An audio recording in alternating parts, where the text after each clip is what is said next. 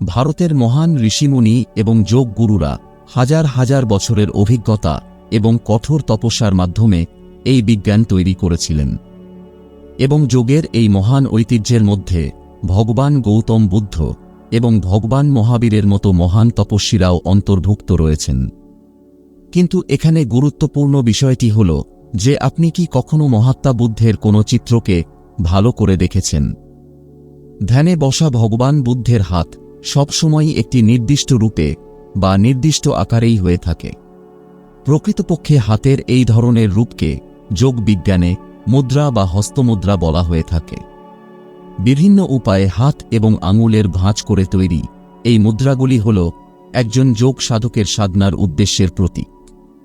আসলে এই হস্তমুদ্রাগুলি যোগীকে তার উদ্দেশ্যের প্রতি মনোনিবেশ করতে এবং তার শরীরের অভ্যন্তরীণ এবং সুপ্ত শক্তিকে জাগ্রত করতে সহায়তা করে। যোগমুদ্রা হল শারীরিক নরণচরণের এমন একটি সমূহ যা একজন ব্যক্তির মন, আবেগ এবং প্রত্যক্ষ জ্ঞানকে পরিবর্তন করে এবং মস্তিষ্কের নির্দিষ্ট অঞ্চলগুলিতে শক্তি প্রবাহের কাজ করে।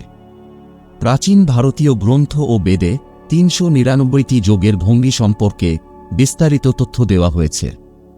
কিন্তু আজ এই ভিডিওতে আমি আপনাকে ৮টি গুরুত্বপূর্ণ হস্তমুদ্রার সম্পর্কে তথ্য দেব, যার দ্বারা আপনি যোগব্যায়াম এবং ধ্যানের সময় এই মুদ্রাগুলির ব্যবহার করে অনেক উপকার পেতে সক্ষম হবেন। তবে আসুন আর দেরি না করে ভিডিওটিকে শুরু করা যাক। সর্বপ্রথম আমাদের জেনে নেওয়া যাক এই যোগমুদ্রার সম্পর্কে আমাদের আধুনিক বিজ্ঞান কি বলে। প্রকৃতপক্ষে আজ সারা বিশ্বই এখন যোগের গুরুত্বকে স্বীকার করেছে এবং সম্ভবত এই কারণেই এটিকেও আকুপ্রেসার এবং আকুপাংচারের মতো বৈকল্পিক চিকিৎসা পদ্ধতিতেও অন্তর্ভুক্ত করা হচ্ছে। কারণ আজ আধুনিক বিজ্ঞানও বিশ্বাস করে যে শরীরের নির্দিষ্ট কিছু স্থানে হালকা চাপ প্রয়োগ করলে অনেক ধরনের শারীরিক সমস্যা থেকে মুক্তি পাওয়া যায়। তাই আকুপ্রেসার এবং আকুপাংচারের মতো থেরাপি বিজ্ঞানের এই বিশ্বাসের উপর ভিত্তি করেই প্রয়োগ করা হচ্ছে। পৌরাণিক বেদে প্রধান ৬টি আসন মুদ্রার সম্পূর্ণ বিবরণ পাওয়া যায়, যা হল ব্র্যাক্ট মুদ্রা, অশ্বিনী মুদ্রা, মহামুদ্রা, যোগ মুদ্রা, বিপরীতকর্ণী মুদ্রা এবং শোভবনী মুদ্রা। জগদ্গুরু রামানন্দ স্বামীও পঞ্চমুদ্রাকে রাজযোগের মাধ্যম হিসাবে বিবেচনা করেন, যার মধ্যে রয়েছে চাচরি, খেচরি, ভোচরি, অগোচরি এবং উন্নয়নী মুদ্রা। আর ঠিক একইভাবে ৮টি হস্ত বা হাতের ভঙ্গিকেও গ্রহণ করা হয়েছে, যেমন জ্ঞান মুদ্রা, বায়ু মুদ্রা, আকাশ মুদ্রা, শূন্য মুদ্রা, পৃথ্বী মুদ্রা, সূর্য মুদ্রা, বরুণ মুদ্রা এবং জল সমক মুদ্রা। এই হস্তমুদ্রাগুলির উপকারিতা সম্পর্কে জানার আগে আমাদের অবশ্যই এটি জেনে নেওয়া খুবই দরকার যে হস্ত বা হাতের এই মুদ্রাগুলি কিভাবে কাজ করে। সাধারণত আমাদের শরীরে উপস্থিত অনেক উপাদানই ভারসাম্যহীন অবস্থায় থাকে, যার কারণে শরীরে বিভিন্ন রোগ দেখা দেয় এবং এর কারণেই মানুষ মারাত্মক সমস্যাও ভুগতে শুরু করে। এমন পরিস্থিতিতে এই হস্তমুদ্রাগুলি শরীরের 5টি উপাদানের ভারসাম্যকে বজায় রাখতে এবং পুরো শরীরকে সুস্থ রাখতেও সাহায্য করে। আমাদের হাতের সব আঙুলে 5টি উপাদানই উপস্থিত থাকে, যেমন বুড়ো আঙুলে অগ্নি উপাদান, তর্জনীতে বায়ু উপাদান, মধ্যমা আঙুলে আকাশ উপাদান, অনামিকা আঙুলে পৃথিবী উপাদান এবং কনিষ্ঠা আঙুলে জলের উপাদান উপস্থিত থাকে। আমাদের প্রত্যেকের এই 5টি আঙুল দিয়ে বিভিন্ন বৈদ্যুতিক স্রোত প্রবাহিত হতে থাকে। সেই কারণেই যখন যোগানুসারে হাতের আঙুলগুলিকে একটি নির্দিষ্ট উপায়ে একে অপরের সাথে স্পর্শ করা হয়, তখন এই বৈদ্যুতিক প্রবাহ শরীরের থেমে থাকা বা ভারসাম্যহীন শক্তিকে পুনরায় জাগ্রত করে এবং আমাদের শরীর ধীরে ধীরে সুস্থ হতে শুরু করে। আসুন এবার এক এক করে সমস্ত হস্ত মুদ্রাগুলিকে বিস্তারিতভাবে জেনে নিই, যার দ্বারা মানুষ সবসময় সুস্থ ও ফিট থাকে। প্রথম হস্ত মুদ্রাটি হল জ্ঞান মুদ্রা এবং এর উদ্দেশ্য হল জ্ঞান অর্জন করা। এই মুদ্রাটি সেই সমস্ত যোগী বা সাধকদের দ্বারা অনুশীলন করা উচিত যারা এই জড় বা ভৌতিক জগৎ থেকে নিজেকে বিচ্ছিন্ন করতে চাইছেন। এটি বায়ু বর্ধক হস্ত মুদ্রা হিসাবেও পরিচিত। এই হস্ত মুদ্রাটি সম্পাদন করতে হাতের তর্জনী আঙ্গুলটিকে বুড়ো আঙুল দিয়ে স্পর্শ করা হয়। জ্ঞান মুদ্রার নিম্নলিখিত সুবিধা রয়েছে, যেমন এটি শরীরে বায়ু উপাদানকে বৃদ্ধি করে। এই মুদ্রার অনুশীলন আমাদের মধ্যে উৎসাহ, সাহস, সৃজনশীল চিন্তাশক্তিকে বাড়ায়। তার সাথে সাথে আমাদের অবচেতন মনের চিন্তাশক্তি ও স্মৃতিশক্তিকেও বৃদ্ধি করতে সাহায্য করে। এই মুদ্রা ক্লান্তি, অলসতা এবং মানসিক বিভ্রান্তি মোকাবেলায় অত্যন্ত কার্যকরী প্রমাণিত হয়। আপনি চাইলে দিনের যে কোনো সময় এই মুদ্রার অনুশীলন করতে পারেন। আমাদের দ্বিতীয় হস্ত মুদ্রাটি হল বাজু মুদ্রা এবং এর প্রধান উদ্দেশ্য হল শান্তি অর্জন করা। এই ভঙ্গির আরেকটি নাম বাজু শামুক মুদ্রা। এই হস্ত মুদ্রাটি সম্পাদন করার জন্য আপনার তর্জনীর আঙুলের ডগা বা মাথাটিকে বুড়ো আঙুলের গোড়ায় বা একদম শেষ দাগটির উপর স্থাপন করা হয়। তবে এখানে অবশ্যই মনে রাখবেন যে বুড়ো আঙুলটি সর্বদাই তর্জনীর উপরেই থাকবে। এই বাজু মুদ্রার নিম্নলিখিত সুবিধা রয়েছে, যেমন এটি শরীরের বাজু উপাদানকে হ্রাস করে এবং শরীরের অস্থিরতা ও মনের দুশ্চিন্তাকে কমায়।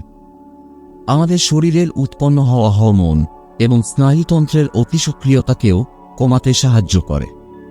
এমনকি যে ব্যক্তিরা অতি রাগান্বিত, অতি সক্রিয় এবং কম স্মৃতিশক্তির অধিকারী, তাদের জন্য এই মুদ্রা অত্যন্ত লাভদায়ক হয়ে থাকে।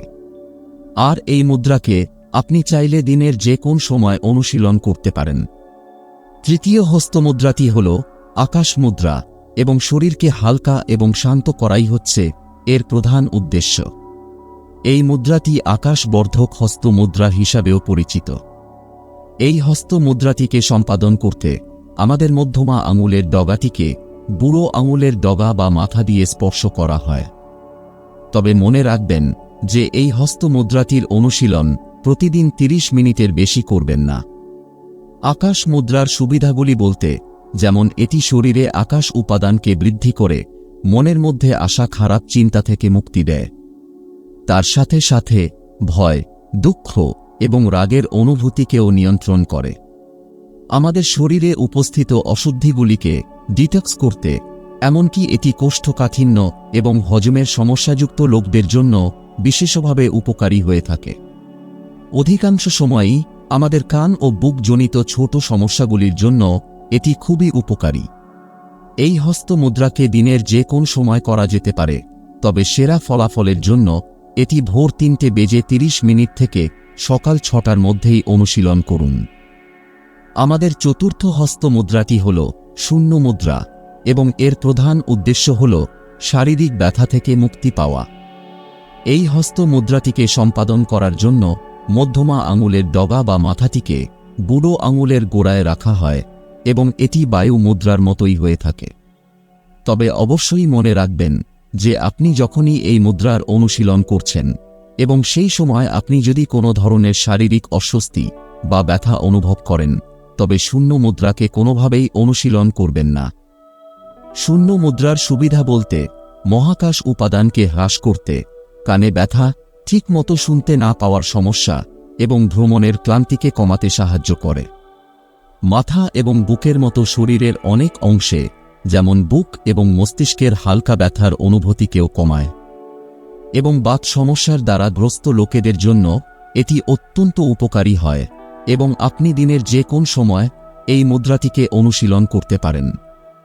পঞ্চম হস্ত মুদ্রাটি হল পৃথিবী মুদ্রা এবং এর প্রধান উদ্দেশ্যটি হল শক্তি বা ক্ষমতা বৃদ্ধি করা।